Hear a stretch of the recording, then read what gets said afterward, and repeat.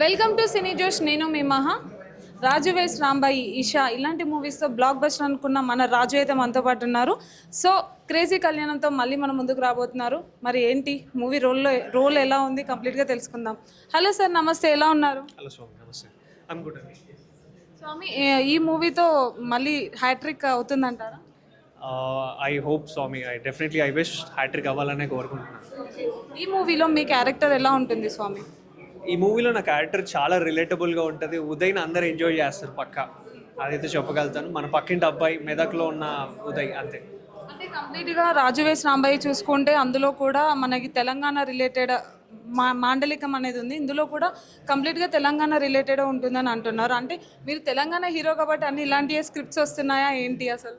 లేదు స్వామి, అట్లేం లేదు. ఒక మంచి సినిమా వచ్చినప్పుడు అది తెలంగాణ ఆంధ్ర అని మనం వేరు చేయకూడదు. ఒక హిట్ సినిమా వచ్చినప్పుడు దాన్ని యాక్సెప్ట్ చేయాలి. సో నేను అలాగే చూస్తున్నాను. నా ప్రతి సినిమా నేను అలాగే చూస్ చేసుకుంటాను. కథ అనేది ఎక్కడి నుంచి అయినా ఉండనివ్వండి, అది బాగుండాలి. అది ఎంగేజింగ్గా ఉందంటే డెఫినెట్లీ ఆ సినిమాలో అఖిల్ రాజ్ స్వామి ఉంటాడు. రాజు వేస్ రాంబాయి కన్నా ముందే ఈ స్క్రిప్ట్ మీ దగ్గరకు రావడం జరిగింది. అలాగే దీంట్లో మెయిన్ లీడ్ రోల్గా అనుపమ పరమేశ్వర్ కూడా యాక్ట్ చేస్తున్నారని తెలిసినప్పుడు మీ ఫస్ట్ ఫీలింగ్ ఏంటి? చాలా హ్యాపీగా అనిపించింది స్వామి, ఎందుకంటే అనుపమ స్వామి చాలా మందికి క్రష్ స్వామి. సో షీస్ ఏ స్టార్ హీరోయిన్ కాబట్టి డెఫినెట్లీ మనం కూడా చేయడం ఒక మంచి బాగుంటుంది అనే ఉద్దేశంతోనే. అండ్ ఎస్పెషల్లీ ఉదయ్ క్యారెక్టర్ నాకు బాగా నచ్చింది అండ్ చాలా రిలేట్ అవుతారు అందరు కాబట్టి చేశాను ఈ cinema. And very very happy that Naresh గారితో అండ్ అనుపమ గారితో, తరుణ్ భాస్కర్ అన్నతో స్క్రీన్ షేర్ చేసుకుంటే చాలా హ్యాపీ అనిపించింది. డెఫినెట్లీ థియేటర్లో మీరు అందరూ ఎంజాయ్ చేస్తారు. చాలా ఫన్ అండ్ ఫీల్ ఉంటుంది. Thank you.